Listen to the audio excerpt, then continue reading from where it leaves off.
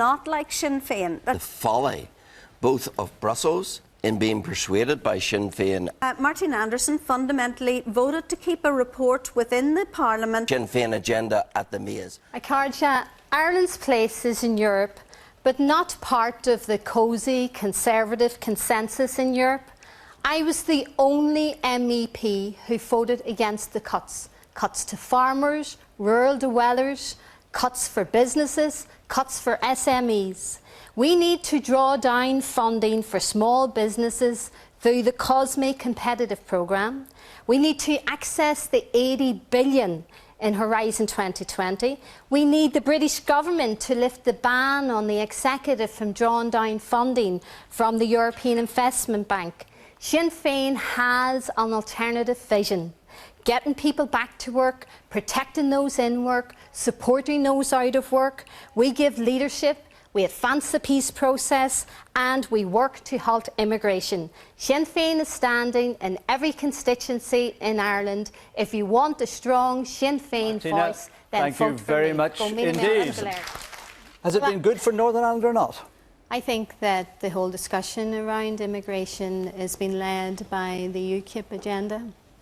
And the free movement of people across Europe is something that's crucially important to the European Union.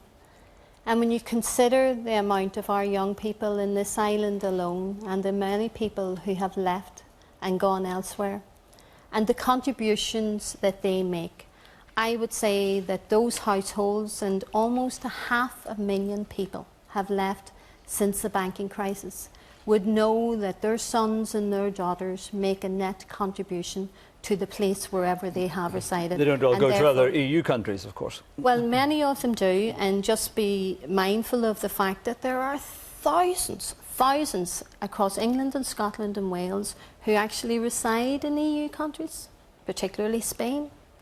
So there are many people who go to the EU, and there are other people from the EU who come here. And it benefits us. And they make a net contribution to our economy. Jim Allister? You see, I think at the heart of some of the comments that we've had here, particularly from the unionist candidates, is really that they don't want to be in Europe. And it strikes me then as somewhat strange that, you know, they're putting themselves in front of the people. There's only one party here which expressly says, I don't want to be in. One unionist party saying, I don't want to be in Europe. So that's unfair. Well, OK, over the Martina, go ahead. Trading statistics of incidents of what happened here in the past is not really going to get us very far in this debate. And we could both do that, Jim. But we will return to that if there is such a question. You're the only convicted.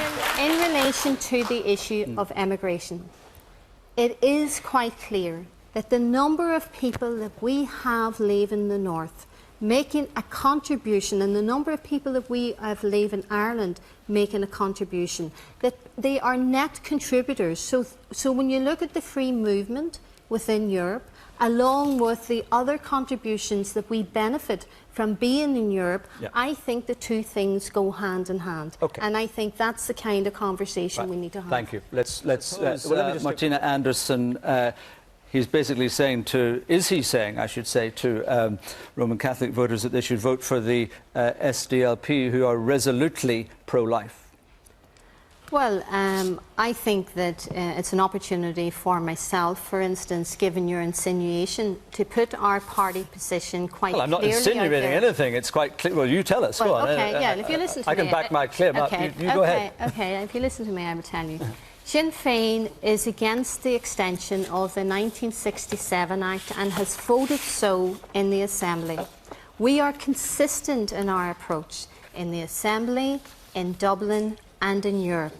We do not have a policy of pro-choice, but under the circumstances when a woman's life is at risk, as was the case with Safina Hanna Panavar, had she had been my sister or she had been your husband, I think in those situations that the partner of Safina, as well as herself, should have the right to choose to have a So that's against the policy of the Church as laid out by Bishop Traynor? Well, you talked about that issue, and you also spoke about gay marriage.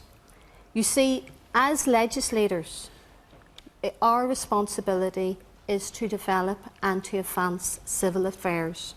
And we need to do so with treating people equally before the law. It is up to the church to define and decide about who is married within their grounds and if they will acknowledge whether a couple is married. But when, in terms of giving equal marriage, giving a couple access to equal rights before the law, then that is what we have to do. And we have to separate church and state with regards to this. So are you saying to the church, butt out, moral issues aren't an issue here? I'm saying to the church that we have got a responsibility as legislators to advance civil affairs, and the church has a responsibility to do what it does. But the church should also look at the fact that it has a position, for instance, on contraceptives and on a lot of issues that maybe do not communicate well with the people that they're trying to reach. I know a lot of people, I have a lot of friends within the LGBT community, and I will stand up for their rights, that they should be getting access to equal marriage before the law. Okay. Dan Dodds. And I will, obviously you will get in. The report was not voted on. The Estella report is a report that Diane is referring to. And the good things in the Estella report, LGBT rights, domestic violence, female genital mutilation. And supporting abortion as a basic right. Excuse me. On those three issues, I wanted to put Sinn Féin's position on the record, as if I had got the opportunity to vote, which none of us did, I would have put it on the record that Sinn Féin did not support what was in that report about abortion. We need to come back would not have supported that. We need to come back on this one. Clear. Let us be I would like to respond directly to the question, because CAP and farming and rural development is the exclusive competency of Europe. So to answer you directly, no, you would not get it replaced by any other government. And that is where farmers should be placing their real concern with regards to the Common Agriculture Policy. This is about if there is such a referendum and it is decided that Britain should leave. We are very much of the opinion, as I said in my opening comments, Ireland's place is in Europe. And that is one of the reasons that we look at. We look at funding for CAP, funding for peace, funding for structural funds. And I would say to all of those groups and organisations, farmers big and small, do not listen to the nonsense that you're going to hear about us being better out of Europe, because there's not a mission that the British government will replace that funding for you here.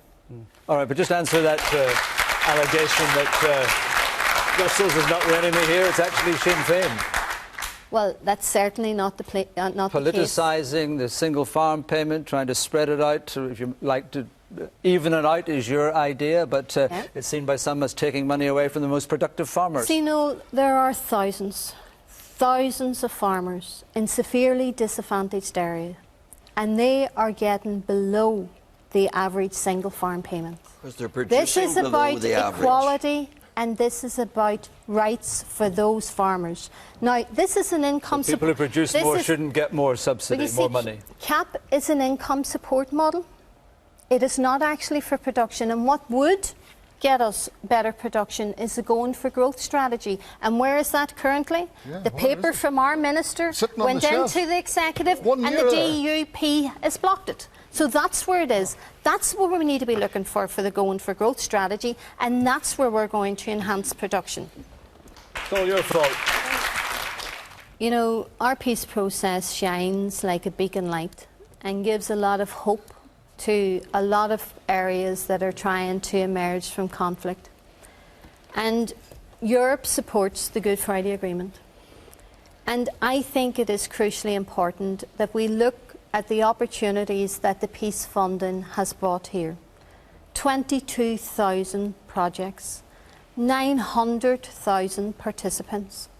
And as you have mentioned, there's been sterling work has been done in communities across the two traditions here in the north and in the border corridors.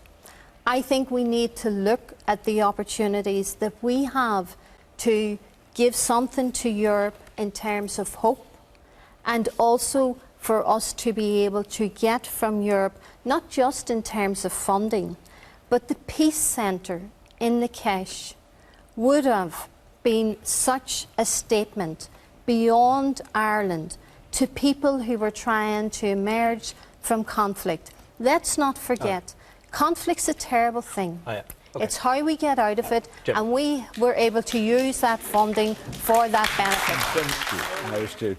Martina Anderson, you've had 2 years out there now. What have you missed? I miss my mother. My mother is someone who has got Alzheimer's for 14 years, and we all care for her as a family. So there's nothing that brightens up my day when I come back from Europe after particularly a journey from Strasbourg and walking into our home to see my mummy. Jim Alistair, you've had 5 seconds. Starts now. Well, if you're against austerity, you want leadership. You want someone that's going to stand up for you. You want someone who's going to stand up against cuts and make sure that we get and maximise the opportunities in Europe. If you want Team Sinn Féin, then you should vote for Sinn Féin councillors and myself throughout Ireland, and particularly here in the north. Diane Dawes. Thank you to our candidates and to our studio audience, and of course to you at home for watching. Goodbye.